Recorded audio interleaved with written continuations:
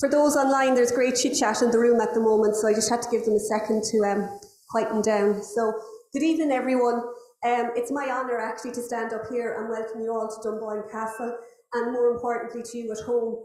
I hope that it's as interactive for you at home as it is for those here in-house. Staff at CFI really tried really hard to make it as interactive, so you felt that you were with us, but I know you're with us with the spirit. So I know we have a couple of people in hospital as well that are looking in, so best of wishes to you and speedy recovery. So for me, what's it like? It was lovely to get cuddles this morning. Today, it's like a family, and I think everyone that's here, if you're here for the first time or you're here for the 30th time like myself and Franny, you know that it's a family gathering. I explained to new staff that tomorrow night is a bit like a wedding without the bride and groom. Everyone thoroughly enjoys themselves, and it's really special. And I suppose this year more so than ever.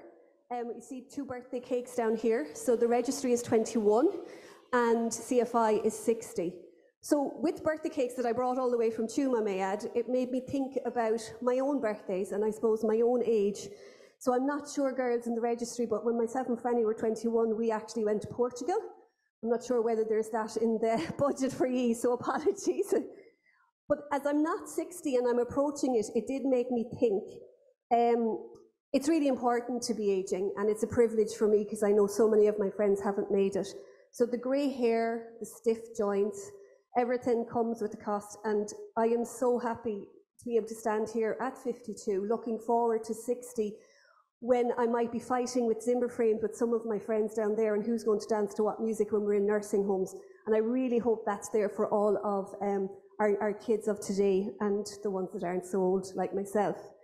So without ado, I'm going to hand over to Bernie for the proceedings of the evening. So thank you all.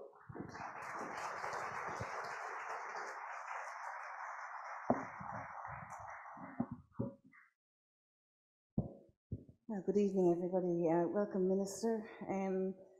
Friends and family, you're very welcome here to Dunboyne Castle. This is my first gig as the Chair of Cystic Fibrosis 2023.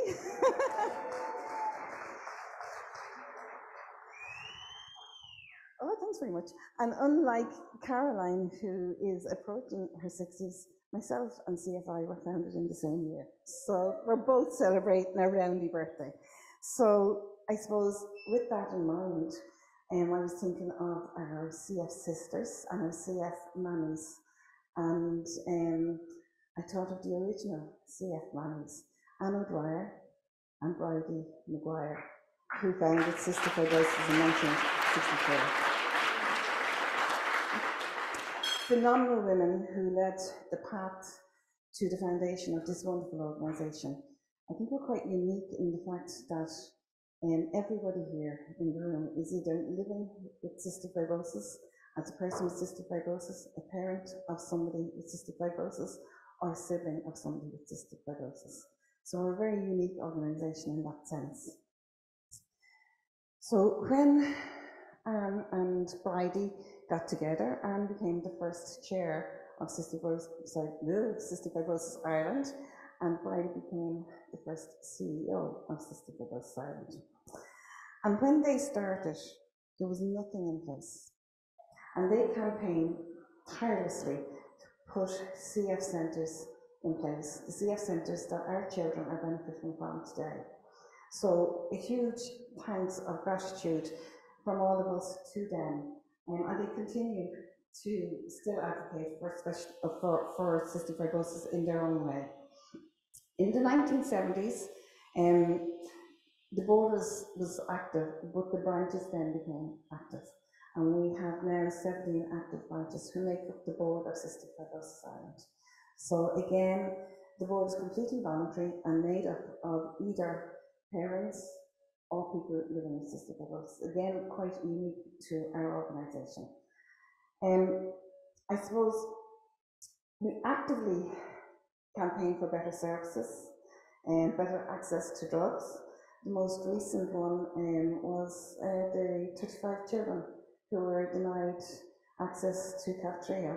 And in recent times, albeit 10 months later than they should have had it, we got the wonderful news that they now have access to Kaftrio.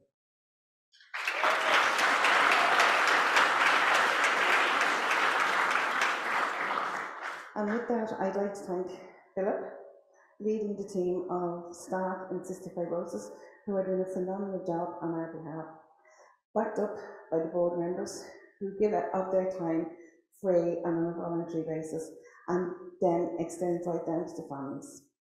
And I suppose my own journey with cystic fibrosis, I was just trying to reflect over the last week or two, and my own journey started on the 10th of September 1986, when the consultant said to me, "I'm disappointed but not surprised, Colin has cystic fibrosis." It was like a grenade going off.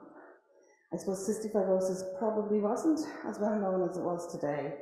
However, I was aware of it, not because it was in my family, but I knew people, Mairead and Dick Delaney, who are also parents of the child who passed from cystic fibrosis. They were the people I knew. But in our journey, the first person that called to my house was Bridie McGuire. And Bridie said to me, Colin was about 7 months or 8 months, and Bridie said to me, "See that little boy there? He's your child, and don't compare him to any other child. Live your life with your family." And that was the best piece of advice I've ever got from anybody, because we are all individuals, and we are all very different. And for those of you who have more than one child with cystic fibrosis in your family, you know they're very different. And you know that we went on to have 5 children. We were young parents when Colin was diagnosed, 23, and without the support, love of family, friends, and the Cystic Fibrosis Association, I don't think we would have survived. But we did, and we continued. And in 1998, our beautiful daughter, our 5th child, was born.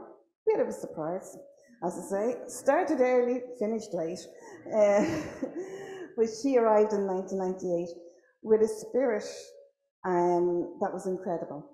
So part of the reason I'm standing here today is because of my family, because of my children, and probably particularly because of my daughter Katrina, who passed in 2014. So she was a formidable individual. She was 15 when she passed. However, she was an advocate for cystic fibrosis, and she couldn't understand how Ireland didn't know about cystic fibrosis. Like I have my CF mummies, she had her CF sisters, which are global. And I found a piece that she wrote, and I was just looking at the time, it was 12:30 at night, and she probably should have been asleep. But Minister, you'll appreciate this, as Minister for Children, we often forget or don't listen to the voice of the child. And so this is the voice of the child, and I think she reflects most people who are living with cystic fibrosis. So she was about 13, I reckon, when she wrote this. So bear with me. Sometimes I get really upset and think, why me? Why was I born with this disease and not someone else? Then I think, why not me? If it weren't for cystic fibrosis, I wouldn't be the person I am today. I wouldn't have some great friends. I wouldn't be so thankful for the simple things, like just being able to breathe, something most people take for granted. I can let this thing crush me, or I crush it. I can take all that it's taught me and use it to keep me healthy and, most importantly, happy for as long as possible. Maybe I have something to teach the world through my CF, and that's exactly what I intend to try to do. And I think the 35 children and their parents quite recently demonstrated that those 35 kids between 6 and 11 advocated by themselves with the support of their parents to achieve the outcome that we got. So I know she would be very proud of her community, our community, and I think our future is bright. I think there's new challenges ahead, which we will face as a community as well. And I think I'll leave you with one other piece that I found from the book that Philip put together for the 50th celebration. and it's this: we truly are roses in our own way, appearing as living, breathing, and admirable reminders of the need to improve services and medical advancements. But at the same time, we can turn prickly and act as a bit of a thorn. So I'd like to thank Patricia Duffy-Barber for that, please. So always remember that. Thank you.